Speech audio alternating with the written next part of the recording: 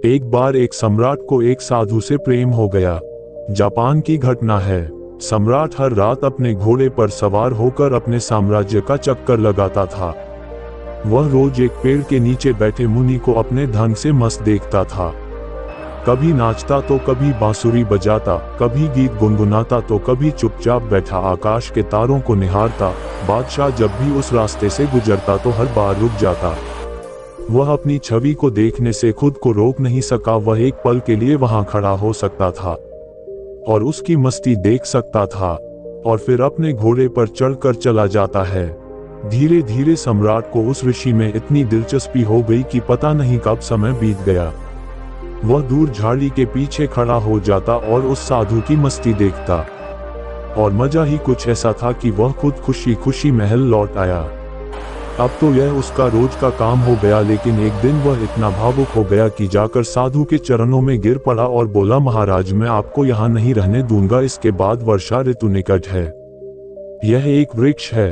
वर्षा ऋतु में तुम इस वृक्ष के नीचे कैसे रहोगे?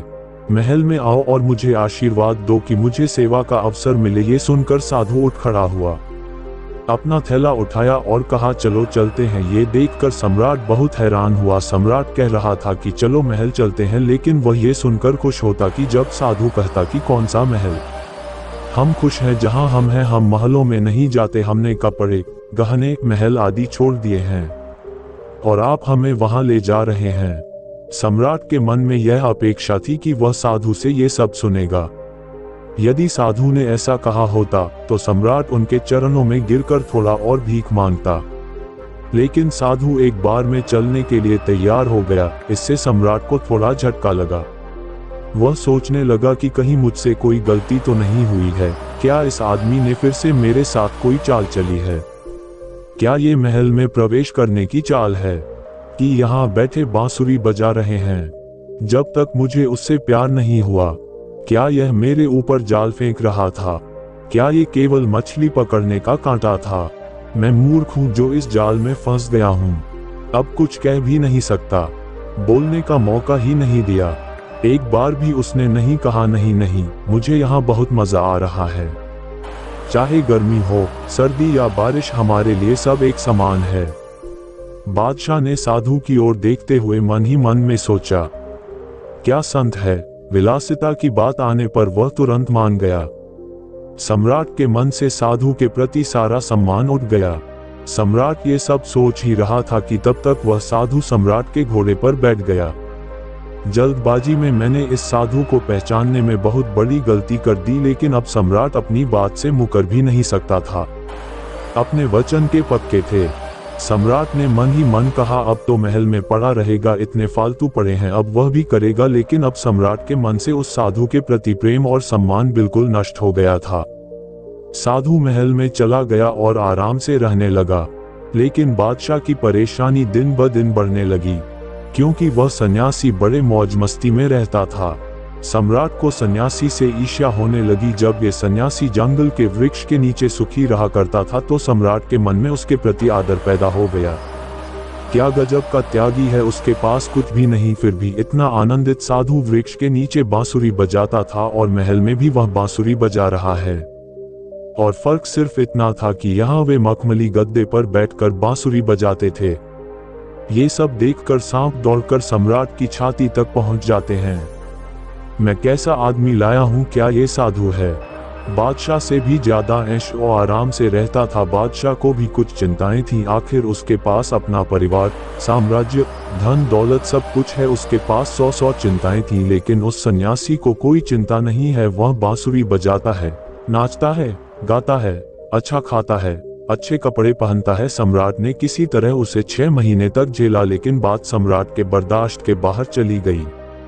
तो एक दिन सम्राट साधु संत से बोला, मैं एक प्रश्न पूछना चाहता हूँ।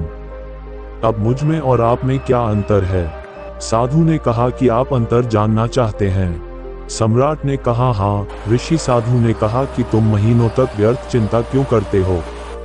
जब मैं तुम्हारे घोड़े पर बैठा था तो तुम्हें ये प्रश्न तभी पूछना चाहिए था, क्योंकि मैंने देखा था कि तुम्हारे मन में यह प्रश्न उस समय उठा था जब मैं तुम्हारे साथ थैला लेकर चल रहा था। उसी समय तुम्हारा चेहरा पड़ रहा था। ये प्रश्न तुम्हारे मन में था तो उसी समय पूछते, तुम मूर्ख हो, तुमने 6 महीने तक अपना सीना क्यों बेवजह जलाया। वहीं पूछते कि झोला रखकर मैं उस पेड़ के नीचे बैठ जाऊं। कैसी हिचकिचाहट और किस बात पर शर्म आती है। लेकिन मैं कब से इंतजार कर रहा हूं कि आप कब से पूछते हैं। फिर कल सुबह मैं आपको अंतर बता दूंगा, लेकिन हाँ, मैं शहर के बाहर जाऊंगा और बताऊंगा कि सम्राट अगली सुबह जल्दी उठ गया। वह जानने के लिए उत्सुक था कि क्या अंतर है। फिर सम्राट ने सोचा कि क्या फर्क पड़ सकता है। मैं कुछ नहीं सोचता, जो मैं खाता हूँ वही खाता है और मुझसे ज्यादा मांगता है। ये लाओ, वह लाओ। मैं जिस कमरे में रहता हूँ उससे भी आलीशान कमरे में रहता है।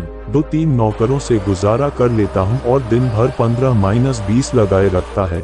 इसकी जरूरतों का कोई अंत नहीं, मांगता चला जाता है। फैंसी कपड़े पहनता है, जो कोई भी उसे देखेगा वह समझ जाएगा कि यह मेरा मंत्री है।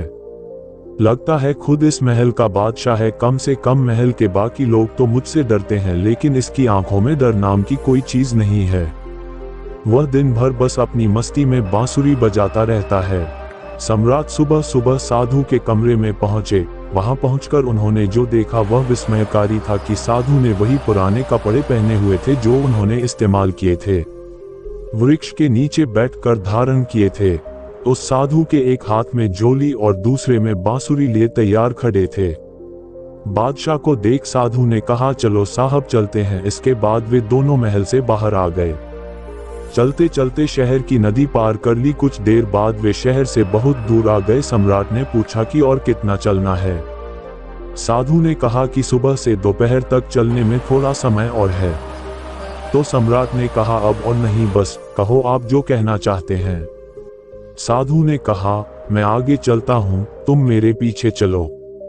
सम्राट ने थोड़ा गुस्से से कहा कि मैं कैसे चल सकता हूँ, मैं तुम्हारे जैसा भिखारी नहीं हूँ जिसे मेरी पत्नी, मेरे बच्चे, मेरे धन, मेरे साम्राज्य की परवाह नहीं है। सब कुछ मुझसे जुड़ा हुआ है। मैं ये सब छोड़कर आपके साथ क्यों चलूं? सम्राट की यह बात सुनकर सन्यासी जोर से हंस पड़ा और बोला, तुम में और मुझ में बस इतना ही फर्क है कि मैं कहीं भी जा सकता हूँ, तुम नहीं जा सकते। मैं अच्छी या बुरी हर स्थिति में खुश रह सकता हूँ, लेकिन तुम नहीं। जब मैं किसके अधीन नहीं रहा करता था, वो जंगली पेड़ के नीचे मैं पूरे मौज में रहता था और जीवन के हर पल को जीता था। जब मैं महल में गया तो वहां भी मैंने अपने जीवन के हर पल को पूरी मस्ती और आनंद के साथ जिया। और अब कहीं और जाऊंगा तो ऐसे ही जीऊंगा, क्योंकि हम वही हैं जहां हम उस समय थे। हमारा तन और मन हमेशा साथ रहता है। हम न तो अपने अतीत के बारे में सोचकर पछताते हैं और न ही कल की चिंता में अपना आज बर्बाद करते हैं। हम सिर्फ उसी दिन में जीते हैं, क्योंकि हम समझ चुके हैं कि जीवन आज में है, अभी और इस क्षण को जीने में। बस यही फर्क है तुम में और मुझ में। परिस्थितियों आपको चलाती हैं और हम परिस्थितियों को चलाते हैं। आप खुश हैं या दुखी, यह आपके जीवन की घटनाओं पर निर्भर करता है, लेकिन हमारे लिए ये घटनाएं जीवन का एक हिस्सा मात्र है जिसे हम जरा सा भी विचलित हुए बिना छोड़ देते हैं। हमें इस बात की चिंता रहती है कि अच्छे दिनों में हमें दुख न हो और न ही अधिक आनंदित हो। हम हर स्थिति में खुद को शांत और स्थिर रखते हैं, क्योंकि हम जानते हैं कि न तो दुख हमेशा के लिए है और न ही खुशी हमेशा के लिए है। किसी भी स्थिति में हम आनंद लेते हैं। अचानक सम्राट को एहसास हुआ कि उन्होंने ये क्या किया।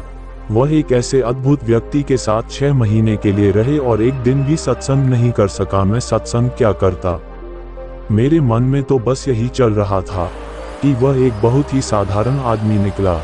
ये सोने की पॉलिश वाला खोटा सिक्का निकला, अंदर से मिट्टी का निकला। ये सब विचार आते ही सम्राट ने तुरंत साधु के पैर पकड़ लिए और कहा, नहीं महाराज, मैं आपको आगे नहीं जाने दूंगा। साधु ने कहा, देख, मुझे कोई दिक्कत नहीं है।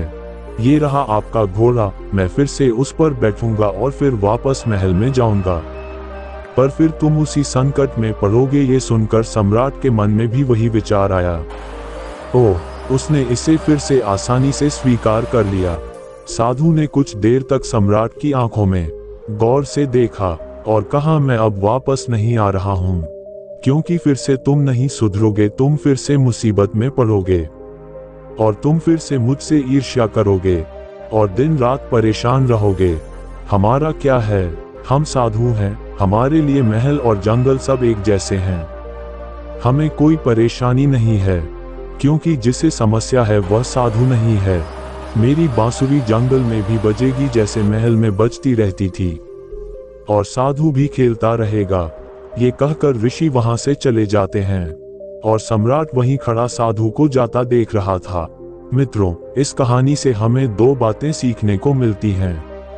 सबसे पहले, इंसान किसी भी चीज की तब तक इज्जत करता है जब तक कि उसके पास वह न हो। फिर जब आप उस शख्स के पास वापस आ जाते हैं तो इंसान उसे इज्जत देना बंद कर देता है, और तब उसे अपनी गलती का एहसास होता है जब वह वस्तु या व्यक्ति उसके जीवन से चला जाता है। जैसे वह साधु उस सम्राट को बहुत त्यागी और महान लगता था जब तक वह जंगल में रहता था, और जब वह सम्राट के साथ महल में जाता है तब सम्राट ने उसका तिरस्कार किया और कोशिश की, लेकिन जब वही ऋषि सम्राट से दूर हो गए तो सम्राट ने उन्हें उपयोगी पाया।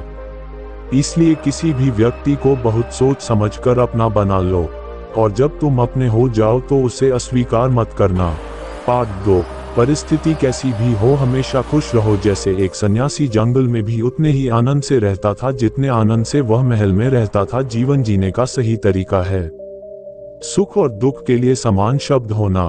श्रीमद् भागवत गीता में भी यही बात कही गई है, और यही बात गौतम बुद्ध ने अपने उद्देश्यों में कही है। जो बीत गया उसके लिए पछताओ मत, भविष्य की चिंता मत करो, बस वर्तमान क्षण को पूरी जागरूकता और खुशी के साथ जियो, फिर तुम्हारा जीवन सुख और शांति से भर जाएगा। दोस्तों, मुझे उम्मीद है कि आपको इस कहानी से कुछ सीखने को मिला होगा और आपको यह वीडियो पसंद आई होगी, और वीडियो में यहाँ तक बने रहने के लिए आपका बहुत बहुत धन्यवाद।